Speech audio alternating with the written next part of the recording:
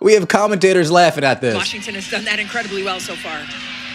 Reese missed the first one, still with it, blocked. They realized that they were laughing and then quickly stopped themselves like, oh, I can't laugh. I'm live right now. I can't laugh. I'm live right now. Let me get real serious real quick. The basketball world finds itself watching another chapter in what can only be described as the most baffling endorsement deal in recent memory, as Angel Reese continues to provide highlight reels that have commentators reaching for the mute button rather than the replay button. With her signature Reebok shoe set to launch in 2026, industry insiders are beginning to whisper about what might be the most expensive mistake since someone thought the XFL was a good investment. The Washington Mystics just put belt to ass on Angel Reese and the Chicago Sky. Sonia Citron was out there cooking with hot grease. Stir the pot. Stir the pot. Keep cooking, Sonia. That was a show. She put on a flat-out show versus Angel Reese in the Chicago Sky. Boy, did they ruin Angel Reese's homecoming.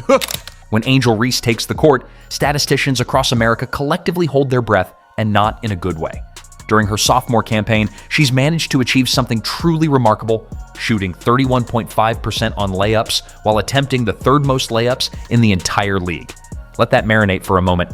This is a professional basketball player, standing 6 feet 3 inches, missing shots that high school JV players convert in their sleep. The Chicago Bravado once again got their ass kicked. Angel Reese was so bad last night, the announcers calling the game, they were laughing at her performance. Check out some highlights for yourself.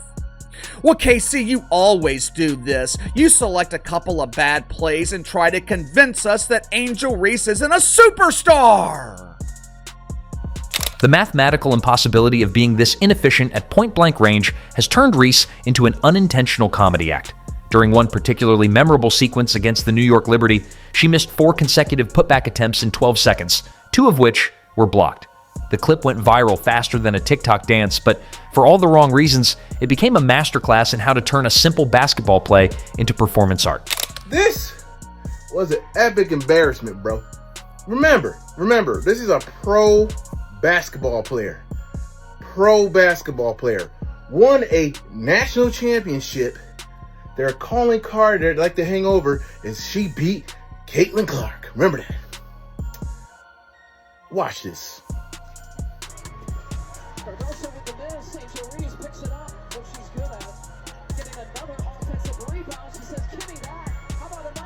Persistence trying to pay off. Jones gets a piece. Angel Reese won't give up.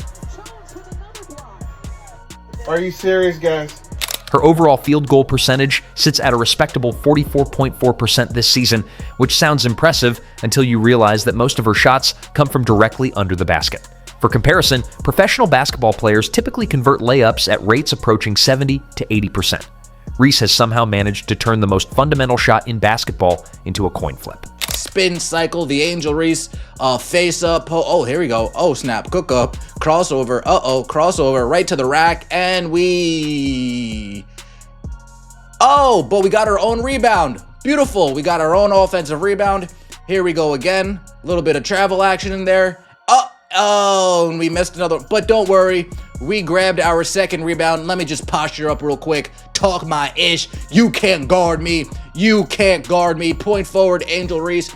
The most telling indicator of just how problematic Reese's shooting has become is the reaction from the people paid to make every play sound exciting.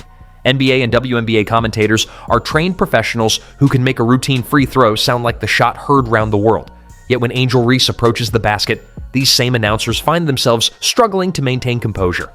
With her dominant performances in June, she earned her All-Star selection. But these aren't just a couple of bad plays. These aren't bloopers. These aren't rare moments. This is the norm. The same thing happened last week when the Chicago Bravado got their ass kicked by the Minnesota Lakers. I don't have to convince you that Angel Reese has no impact on winning. Just look at her record, look at her resume in the WNBA. If you are enjoying, please subscribe. During a recent game, after witnessing yet another inexplicable miss on what should have been an easy layup, one commentator was heard audibly chuckling on the broadcast. This isn't the gentle ribbing that comes with the surprising miss. This is the sound of professional disappointment mixed with bewilderment. When the people whose job it is to sell the excitement of the game start laughing at your attempts to play it, you've crossed a line that most athletes never even approach. The viral nature of these moments has created an entire cottage industry of social media content. Compilation videos of her missed layups have garnered millions of views, with fans adding circus music and slow-motion effects to emphasize the theatrical nature of each miss. This isn't the kind of viral fame that builds shoe sales. It's the kind that makes marketing executives reconsider their life choices. Inside, and Washington has done that incredibly well so far. Reese missed the first one, still with it, blocked. We go through All-Star break, we come back, 9 turnovers. We sit out with a back injury, we come back, can't make a fundamentally sound layup. Maybe they rushed you back from injury. Tyler Marsh, did you rush her back from injury? Tyler Marsh, I'm looking at you. While individual performance issues might be overlooked if they occurred on a winning team, Angel Reese's struggles are magnified by the Chicago Sky's spectacular inability to win basketball games. Currently sitting at 7-21, the Sky have managed to combine Reese's shooting woes with an overall team performance that would make a recreational league blush. The team is currently riding an 8-game losing streak, and perhaps most tellingly, they've gone 0-5 in games without Reese due to her recent back injury. This creates a fascinating paradox. The team can't win with her, but they somehow manage to be even worse without her. It's like watching someone complain about a broken air conditioner while standing in a house that's on fire. I'm no expert in math, but it looks like Angel Reese wins 1 out of every 3 games. If I remember correctly, Angel Reese has beaten a team with a winning record once this season. So you tell me how Angel Reese impacts winning. Coach Tyler Marsh has tried to put a positive spin on the situation, but even his most diplomatic comments can't disguise the fundamental issue. The Sky have built their identity around a player whose most consistent contribution is providing content for blooper reels. When your star player's most memorable moments involve missing shots that would challenge a blindfolded middle schooler, your championship aspirations tend to adjust accordingly. Reebok's decision to make Angel Reese the face of their basketball revival. The company, under the leadership of Shaquille O'Neal, made Reese their first major basketball signing and has committed to launching her signature shoe in 2026. On paper, this seemed like a reasonable gamble. Young player, strong social media presence, potential for growth. But reality has a way of making paper strategies look like origami disasters. Reebok CEO Todd Krinsky has publicly compared Reese to legendary figures like Shaquille O'Neal and Allen Iverson, suggesting she has the same culture-changing potential. The comparison becomes more tragic than inspiring when you consider that O'Neal and Iverson were, actually good at basketball. Industry observers are beginning to question whether Reebok fully understood what they were buying. When you sign an athlete to represent your brand, you're not just purchasing their current performance, you're betting on their trajectory. In Reese's case, that trajectory appears to be a straight line toward the bottom of the rim, followed by an inevitable bounce into the stands. Who I went to school with, I'm not gonna follow people who are not friends of mine, but acquaintances, right? Again, you don't have to, I'm not gonna do that to you. But again, sometimes I'd be looking at their page and bro, you were fucking lucky. Cause I wanted to unfollow you so fucking bad, but again, I'm not no celeb, so I ain't gonna do it. But I low-key be plotting on niggas to unfollow me, just so I could be like, bitch! I don't even fuck with you like that. For real. And a lot of times, I be wanting to unfollow people because a lot of people don't even really post on social media. Perhaps the most merciful development in this ongoing basketball tragedy has been Reese's recent back injury, which has kept her sidelined for multiple games. While injuries are never something to celebrate, Reese's absence has provided a brief respite from the weekly highlight reel of fundamental basketball failures. The timing of the injury has been particularly fortuitous for everyone involved. It occurred just as the viral videos of her missed layups were reaching peak saturation on social media, allowing the collective basketball consciousness to recover from the trauma of watching a professional athlete struggle with shots that most fans could make. It's given Reebok's marketing team time to figure out how to sell shoes associated with someone whose most memorable moments involve not making shots. Even more telling, the injury coincided with a matchup against the Indiana Fever, the team led by Caitlin Clark, Reese's college rival who has managed to translate her college success into professional competence. The absence meant that viewers were spared what could have been the most lopsided individual matchup since David met Goliath if David had been blindfolded and Goliath had been given a basketball. She had a good game, 22 points, 13 rebounds, but she shot terribly. She got bailed out so many times. throwing up brick layups, getting phantom foul calls from the refs. She did make 10 of 11 free throws, so that is good. 6 of 16 from the floor is not good at all. 0 of 1 from 3. She was a minus 11. Listen, man, Kiki Area Finn got the better of her today. From a business perspective, the Angel Reese situation presents a fascinating case study in how modern athlete endorsements can go spectacularly wrong. Reebok has invested significant resources in a player whose on-court performance actively undermines the fundamental premise of athletic endorsements, that success breeds aspiration. Traditional endorsement deals work because consumers want to emulate successful athletes. They buy Michael Jordan shoes because they want to be like Mike. They purchase LeBron James gear because they want to channel championship energy. What exactly is the marketing pitch for Angel Reese shoes? Miss layups like your favorite professional basketball player. The company has attempted to pivot toward Reese's personality and social media presence, emphasizing her unapologetic nature and cultural influence.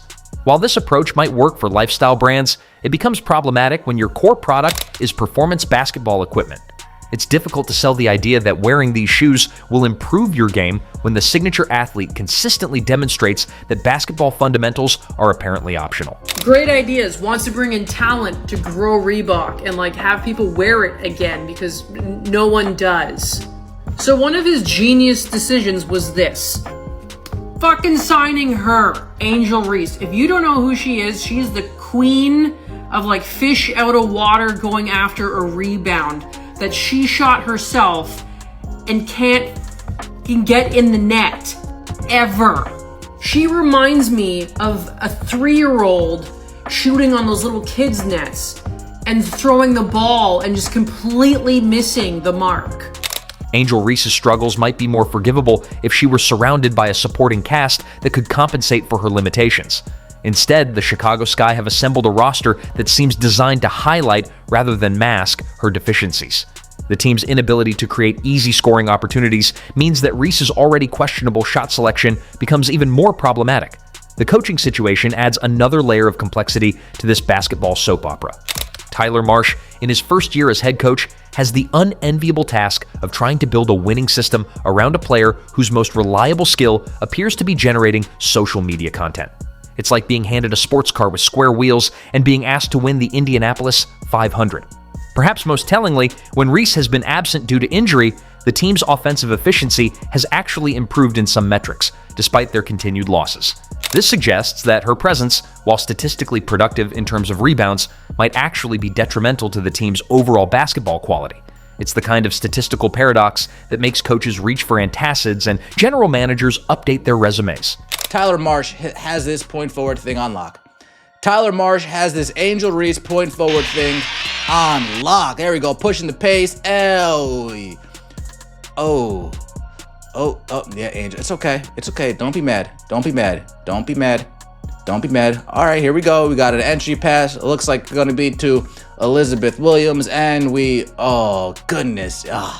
In today's social media landscape, there's an argument to be made that Angel Reese's failures have actually increased her visibility beyond what traditional success might have accomplished. Her missed layups generate millions of views, her questionable decisions become instant memes, and her overall basketball confusion provides endless content for sports commentary channels. This creates a perverse incentive structure where athletic incompetence becomes a form of entertainment value. Reese has become the basketball equivalent of a reality TV star, famous for being famous, regardless of actual talent or achievement. For a company like Reebok, this presents an interesting but risky proposition. Do you bet on someone who generates attention, even if that attention is largely negative? The challenge is that viral fame built on failure tends to have a limited shelf life. Eventually, audiences move on to the next source of unintentional comedy, leaving behind endorsement deals and signature products that nobody wants to associate with. It's the difference between being memorable and being worth remembering. Stop it. There's a dude on the internet who cracks me up. On TikTok, he's put together a load of Angel Reese clips, and it'll say Angel Reese part 36. And it goes, Angel Reese going up for another layup. She misses. Bang! And I mean, dude, it's the funniest. And my whole thing is this, dude. She just seems as uncoordinated as a baby giraffe. Yeah, I mean, come on, man. As we approach the planned 2026 launch of Angel Reese's signature shoe, the tension becomes palpable. Reebok has already invested heavily in the marketing campaign, released preview images, and built anticipation around what they hope will be a culture-defining moment. The problem is that culture has a way of defining itself, and the culture around Angel Reese has become synonymous with basketball bewilderment. Industry insiders are beginning to whisper about potential changes to the launch strategy. Some suggest that Reebok might pivot toward a lifestyle shoe rather than a performance basketball model, acknowledging that the connection between Reese and basketball excellence has become tenuous at best. Others speculate about the possibility of delaying the launch indefinitely, hoping that time might somehow heal the wounds inflicted by countless viral low-light reels. The most pessimistic observers suggest that Reebok might be looking for an exit strategy altogether. While the company has publicly committed to the partnership, the business realities of associating your brand with consistent athletic failure eventually become impossible to ignore. At some point, even the most patient investors start asking uncomfortable questions about return on investment. The Angel Reese phenomenon represents something unprecedented in modern sports marketing, a signature athlete whose signature move has become missing shots that should be automatic. Reebok's gamble on her potential has turned into a masterclass in how athletic endorsements can backfire when performance fails to match promotion. Like, she is so bad that when Caitlin Clark and her were supposed to face off against each other the other week, the ticket sales went down from $100 to like $5 because Caitlin Clark got injured. She had a quad injury, so she wasn't playing. So guess what? No one wanted to go watch. And if you don't know Caitlin Clark, she's pretty much the GOAT of the WNBA and is the reason why people are watching. No one watches you, Angel Reese. No one watches you. The only thing that I enjoy watching is all the clips on TikTok of you just countlessly just missing every shot that you take. As the Chicago Sky continue their spiral toward basketball irrelevance and Reese continues to provide unintentional comedy relief, the questions for Reebok become increasingly urgent. How do you sell shoes associated with failure? How do you market performance when the performance is performing poorly? How do you build a brand around someone whose most consistent contribution is providing content for blooper compilations? The clock is ticking toward that 2026 launch date, and every missed layup, every viral moment of basketball confusion, and every loss in the Chicago Sky's continuing disaster brings us closer to what might be the most awkward shoe launch in athletic history. Unless Angel Reese manages to transform her game overnight, and given her track record, that seems about as likely as her hitting her next wide-open layup, Reebok might find itself in the uncomfortable position of promoting a product that nobody wants to associate with success.